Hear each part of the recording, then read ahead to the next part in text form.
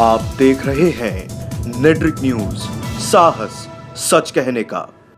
नमस्कार, नेट्रिक न्यूज में आप सभी का बहुत बहुत स्वागत है और आपके साथ मैं हूं दीप्ति द्विवेदी। देश में सबसे लंबे समय चलने वाला मुकदमा राम मंदिर बाबरी मस्जिद विवाद दिन ब दिन सुलगता ही जा रहा है और इसके लिए तीखी बयानबाजी का दौर सालों से जारी है। और तो और अब पोस्टर बैनर के जरिए भी सरकार पर राम मंदिर निर्माण को लेकर दबाव बनाए जा रहे हैं। राम मंदिर कभी राजनीति का मुद्दा बनता है तो कभी हिंदू मुसलमान का विवाद। आखिर कभी राम मंदिर पर काम शुरू भी होगा या केवल ये विवाद यूं ही चलता रहेगा? आपको बता दें कि बीते 4 जनवरी को राम मंदिर मामले पर सुप्रीम कोर्ट में सुनवाई थी।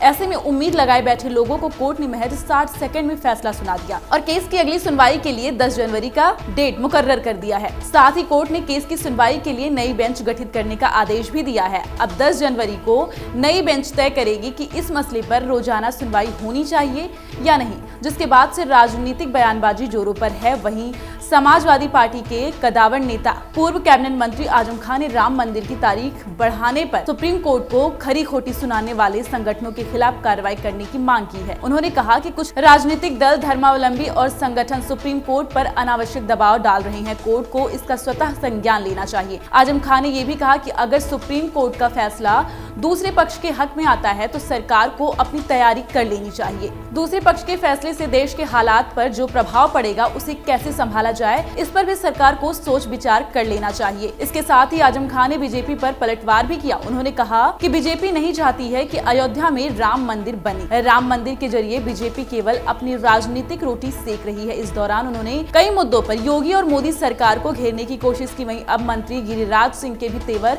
बदले से लग रहे हैं। प्रधानमंत्री नरेंद्र मोदी की राम मंदिर पर टिप्पणी आने के बाद से उन्होंने कहा कि राम मंदिर हमारे जहन में है, उसे सियासी एजेंडा नहीं बनाया गया है। हम कानून के दायरे में अपना काम करेंगे। मंत्री ने कहा कि अब किसी को कुछ कहने की क्या जरूरत है जब पीएम मोदी ने सब कुछ स्पष्ट कर दिया है। इस दौरान उन्होंने राम मंदिर और 3 तलाक के मुद्दे के बजाय विकास के एजेंडे पर चुनाव लड़ने की नसीहत पर प्रतिक्रिया दे रहे थे। वहीं इस मामले में पीडीपी के वरिष्ठ नेता और पूर्व मंत्री नईम अख्तर ने नेशनल कॉन्फ्रेंस पर इन दोनों मामलों में विरोधाभासी रुख अपनाने का आरोप लगाया है। दरअसल 4 जनवरी अयोध्या मसले पर सुप्रीम कोर्ट में सुनवाई के बाद जम्मू कश्मीर के पूर्व सीएम फारूक अब्दुल्ला ने कहा, अयोध्या मुद्दे पर चर्चा होनी चाहिए और इसे बातचीत की मेज पर बैठकर लोगों द्वारा हल किया जाना चाहिए। इससे कोर्ट में क्यों घसीटा जाना चाहिए। साथ ही उन्होंने ये भी कहा कि अगर उन्हें मौका मिला तो वो भी अयोध्या में मंदिर निर्माण के दौरान एक पत्थर लगाने जाएंगे। वहीं राम मंदिर को लेकर लोक जनशक्ति पार्टी के सांसद चिराग पासवान से जब मीडिया ने सवाल किया तो उन्होंने साफ कहा कि राम मंदिर के मामले में कोर्ट का जो निर्णय होगा उसी के आधार पर आगे का काम होगा।